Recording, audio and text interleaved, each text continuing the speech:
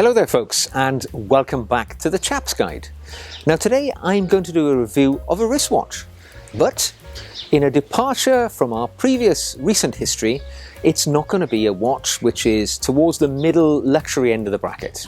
In the past we've reviewed Rolex and Tudor pieces, but today I'm going to the exact opposite.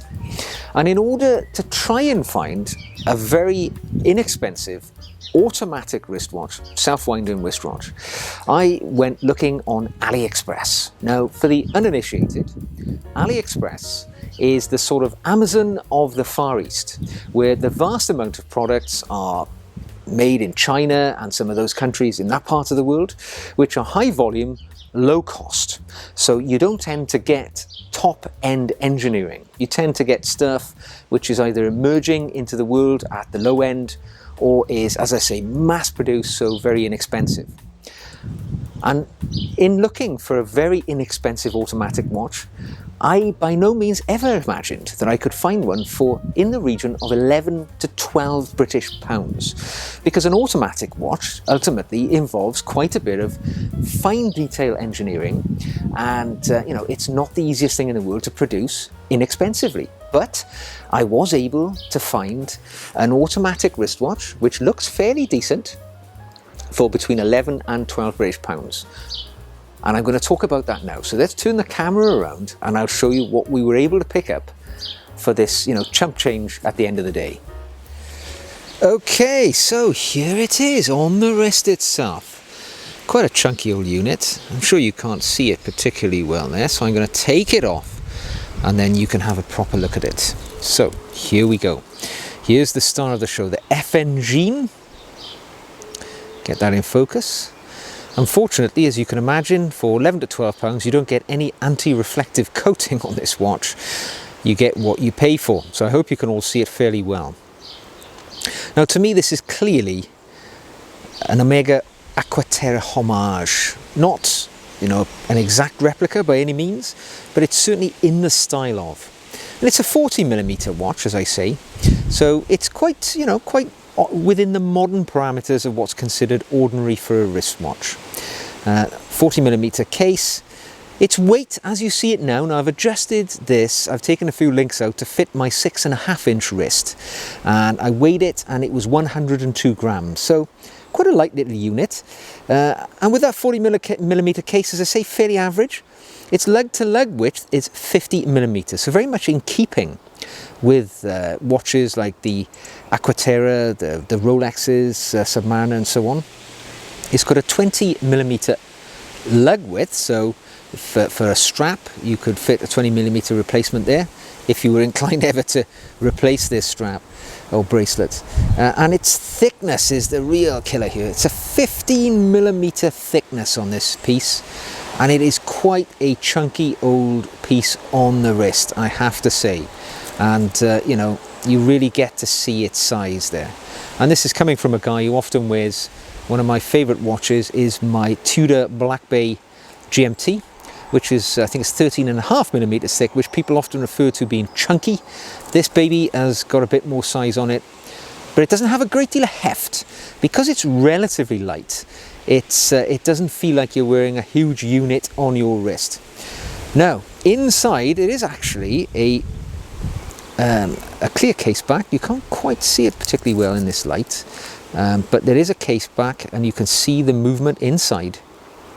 And it's an undisclosed automatic movement, which tells us the time and the date. It's not particularly attractive to look at. I've done a fair bit of research on the internet, and I've tried to gain more information on this piece, and to be honest, it's impossible to find out what's inside.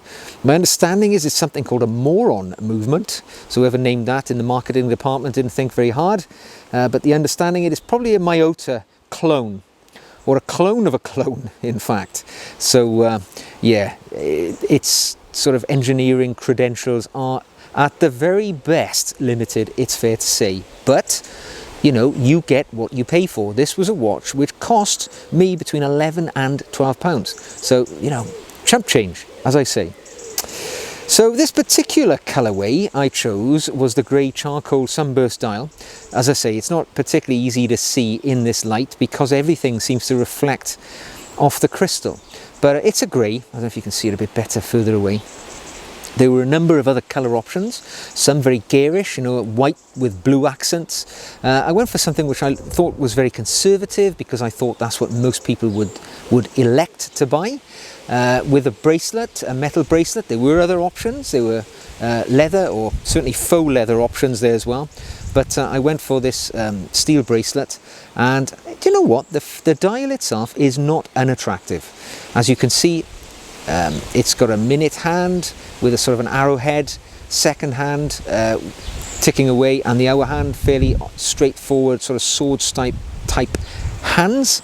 You know, not unattractive. You know, very, very sort of modest face, really, very conservative, and you could easily wear this as a semi-formal watch if you were so inclined. It's a hand winding watch as well as being an automatic. It does wind by hand. It doesn't hack though, so what that means is when you pull the crown out, it does not stop the second hand. You can see it continues to wind, to go round rather. When you put the hand back in, as I say, it does wind, but it's not a pleasant feeling when you're winding it by hand, I have to say. It's certainly, and you would expect it not to be the same as, say, a Rolex or a Tudor, or, you know, the sort of watches which I often have my hands on, it's fair to say, not being immodest, but, you know, those are the watches I've saved up and spent a lifetime reducing into my collection. And when I wind this, it feels that it's slightly sort of grinding sensation, and it feels like there's something, you know, not right. But I'm being, you know, unfair to the movement, I guess. This was a very inexpensive movement, so you don't get super slick feeling when you are winding it up. Now the case, stainless steel, highly polished. I understand that it isn't solid stainless steel, and the weight gives that away to a degree. And I have heard of people, when they scratch, you know, you can clearly see that there are alloys involved inside which are not fully stainless steel. The crystal, I think you can just about see, is a domed crystal. What type of, you know, crystal it is again undisclosed. But I would make a fairly educated guess that it is probably a mineral crystal for this price point. It would be unlikely to be anything else. And you can see a distortion there. You can see the distortion caused, which is, you know, quite attractive to some people. They enjoy that distortion caused by the crystal.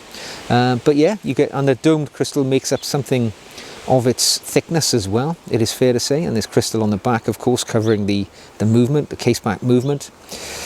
What else can I tell you? On the case back, it does state that the water resistant is 3 atmospheres, 30 feet, whatever you consider that to be, indicating to us that it is at the very most splash proof. Although personally, judging by the build quality, I probably wouldn't even wash my hands with this if I was really wanting to be careful. But then for, you know, 11, 12 pounds, you're not really expecting to go diving in it by any means. So very little water resistant. When it comes to the loom, there is some tiny bits of loom on the hands, on the tip of the minute hand, on the sort of center part of the hour hand, and a dot on the second hand. And you can just about see, just at the tip of the indices, the hour markers, a little sort of rectangle of loom. It is extremely poor when it comes to holding light, I have to say. And in my attempts to photograph that loom in the darkest room in my house, it was almost impossible to do so. So it is fair to say it is ineffective. It doesn't work. So it was so bad I couldn't film it. But, you know, those are the points. You can see its brand name and its logo there, Fngeen. I'm, you know, not even sure if that's the way. Perhaps it has another pronunciation in a different language, but that's what I'm calling it. And the only other word on the dial is automatic, as you can see there, just between the center point of the watch and the 6 o'clock marking.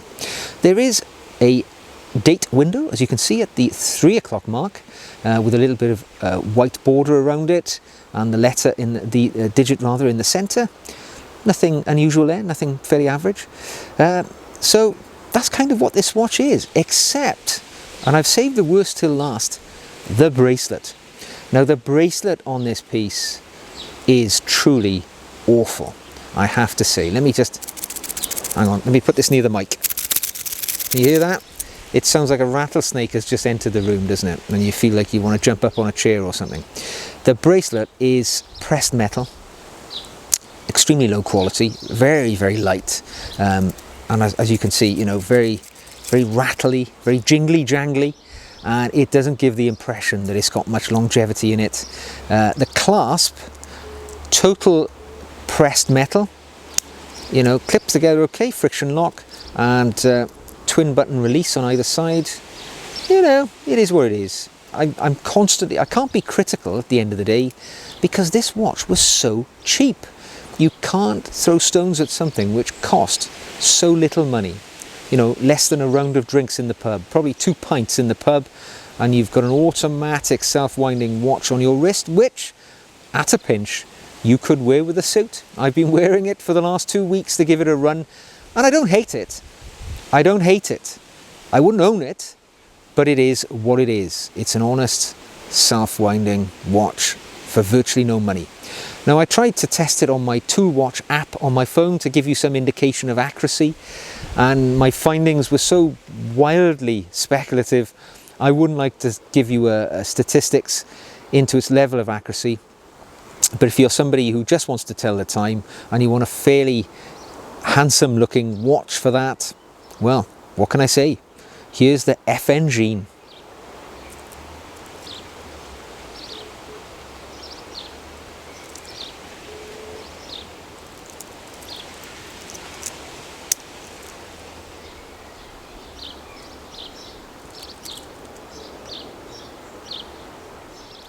So there we go, the Fngeen, or however you'd like to pronounce it. It's an Aquaterra homage in its truest sense, but you know, it's got a lot going wrong with it, to be honest. It's not a watch that you would go out to mark a landmark event in your life, you know, a retirement moment or a significant birthday.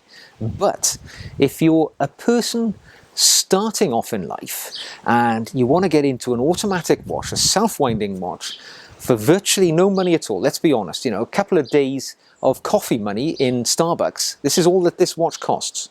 You can get an automatic self-winding watch which is likely to last quite some time and do you fairly good service. I mean, I have to say, I've been wearing this watch now for a couple of weeks, and I've actually started to find the novelty in it. The fact that it has kept time.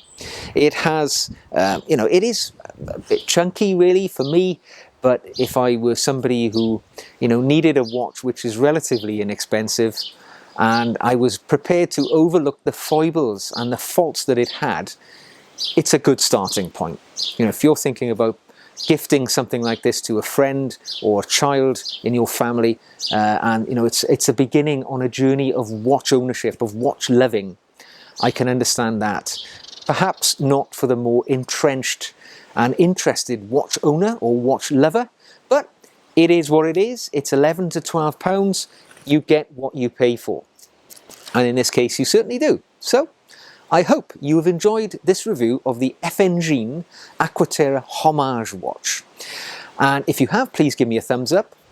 Don't forget, while you're there, I would invite you to hit that subscribe button as well. That way you help the channel grow, but also you won't miss any of the future content that we produce on men's style, product reviews, men's grooming, and in fact anything which can help you on your journey towards chap nirvana. I bid you well today. I hope I will see you soon back here at the Chaps Guide, and until then, all the very best.